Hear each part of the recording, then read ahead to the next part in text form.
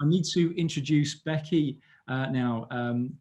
Becky Willis is Professor in Practice at Lancaster Environment Centre and an expert lead for Climate Assembly UK. And that's the National Citizens Assembly commissioned by Parliament. Becky, it's great to have you with us. We look forward to hearing what you have to say. Over to you. Hi, thank you. Well, thank you so much for the invitation, and thank you, Clover, for a really brilliant introduction. And I'll pick up on some of those themes, especially this relationship between individuals and the system in what I say. So as Graham said, I research at Lancaster University, and what I look at particularly is what governments need to do to tackle the climate crisis. And I've just published this bright orange book called Too Hot to Handle, if you can see that, which covers this issue. So what I'm going to talk about specifically today, what I've been asked to speak about, is about how you as young people and as schools and teachers can make a difference to the way politicians think and can make a difference to what government does on climate change. That might seem an impossible goal, but I'm going to argue that it's a very, very realistic and necessary goal. Let me start by telling you a little story. So as part of my research, I did lots and lots of interviews with members of Parliament in the UK. And I was once speaking to a local politician, and he told me about the proposals for a new road that were being put forward in his local area. And he said he didn't want the new road to happen. He thought it would be much more important to invest in cycle paths, in public transport, in walking and cycling. And one of the reasons he thought this was because he didn't want to increase carbon emissions in the local area. But he said to me that he didn't want to use climate change as the reason for arguing against the scheme. He didn't want to keep going on about climate change, as he said, because he was worried that there was no public support for that. That as soon as he started talking about climate change and carbon reduction, that people would then not agree with him. They wouldn't give him their support. And he wasn't an isolated example. A lot of the politicians I spoke to were worried that there wasn't enough public support for the climate action that we'll need to see if we're going to tackle this crisis. And so this was really interesting to me because, we know from research that people are concerned about climate, but that message wasn't getting through to politicians. Now, one thing that changed that quite considerably was the school strikes. And since the school strikes, MPs have realised that there is a concern for climate, not just amongst people who join organisations like Friends of the Earth or Greenpeace, but in every school, in every classroom, and in a huge number of families, there are people who are thinking about this, concerned for their future, and who want to communicate that. And in this case, who want to protest, who want to strike from school. And to give you a specific example, there's a member of Parliament called Leila Moran, who was so moved by her local school strikes that she asked for a debate in Parliament about climate action. And that debate was one of the main things that led to the government implementing a more ambitious climate change target, which Parliament voted on last year. So that was a direct link from the school strikes through to changes in politics.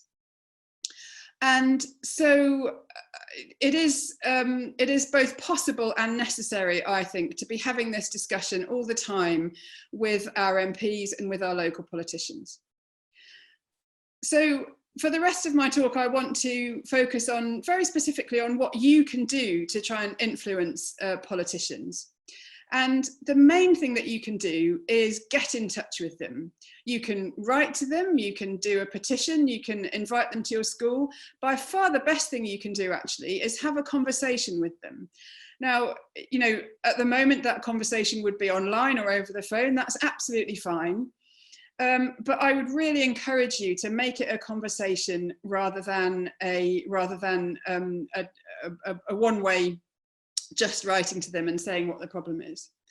So when I talk to people about this of all ages, not just young people, whoever I talk to about this, they have three sort of concerns about working in this way: that they don't know enough, that it's sort of too difficult and political, and thirdly, that it is more important to change your own life. So let me just run through those. On this first point, that you don't know enough to have a conversation with a politician. Personally, I wouldn't worry about that at all, because what politicians want to know is what your views are, what you're worried about, what you're passionate about. And they don't necessarily look to you to have all the answers. They can do some of that work. They just want to know that you're worried enough about something or passionate enough about something to go and see them and talk to them. And the best thing you can do, as I said, is to make it a conversation. So, ask to speak to your MP or your local politician who in the local council, the people who run your local area, and tell them you're worried about climate change, and then ask them, well, what do you think? Are you worried? Is this something that you think about? What have you done so far to tackle the climate crisis? What has your party done? What has your local council done? What has Parliament done? So ask those questions and then use that as the beginning of a conversation that you can explain what your concerns are. So the second problem is that people think it's sort of too difficult or too political, that they should steer clear of politics, if you like, that they should instead, just do work within their own school or within their own household or community, and that they shouldn't do this really difficult or maybe too radical political stuff. Well, what I'd say about that is that all you're asking of politicians, as Greta Thunberg reminds us, is to act on the science. So what you're doing is to put the science in front of politicians and hold them to account, ask them what they're doing about it.